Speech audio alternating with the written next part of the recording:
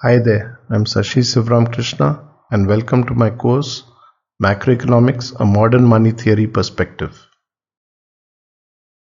We are in part 1 of the course Macroeconomics and Money.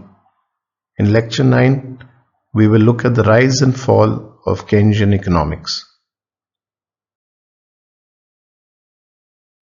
Although Keynes' original theory was addressed at dealing with the Great Depression, in the post-Second World War era, Keynes' ideas were modified and developed to fine-tune an economy and dampen the business cycle. The business cycle essentially refers to fluctuations in output that occur in a capitalist economy around its long-term potential growth path. So the new approach, the Keynesian approach in the 1950s was essentially to calculate the GDP of a country, forecast the GDP, where it's likely to be in the coming years, estimate the potential GDP, that is the level of GDP which corresponds to full employment, and then use both macroeconomic, fiscal and monetary policies to erase the gap between the forecasted and the potential GDP. So there are three essential estimates that we need here. One is the actual level of GDP, the forecasted GDP, and the potential. And based on the forecasted GDP and the potential, we adopt suitable macroeconomic policies, which then erase the business cycle, and the economy remains as close as possible to its potential long-term growth path. Keynesian policies were adopted alongside what we call as Schumpeterian policies of co-respective competition.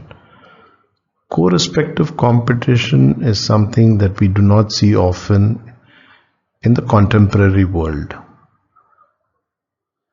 But in a situation when there are few dominant firms in an industry, they could sometimes collude in a more positive way, where they avoid cutthroat competition,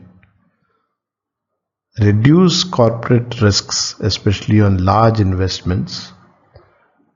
They're able to make higher levels of profits, but at the same time share these profits with labor in terms of higher wages to labor. The government at the same time also adopts policies which create a welfare state in terms of large support to the citizens of a country concerning health and education. These policies were actually adopted in the 1950s over the next 2 or 3 decades, and in fact is now referred to as the golden age of capitalism. This graph shows what we now refer to as the golden age of capitalism between the mid-50s and the mid-70s, a period of approximately 2 decades. The blue line shows a steady increase in the GDP of the United States from about $2 trillion in 1950 right up to about $5.5 trillion in the mid-1970s. The orange line indicates the inflation rates, which were fairly stable at around 2 to 4% all through the period. And finally, the white line, which refers to the unemployment rate, which did see some fluctuations, especially a high of about 8%, 8.5% to 9% around 1962, but then a steady decline down to about 3%.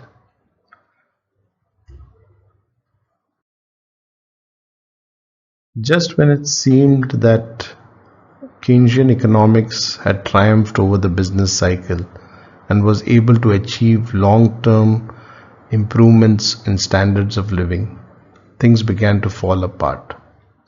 The oil shocks of the 1970s induced a phase of growing unemployment alongside high rates of inflation.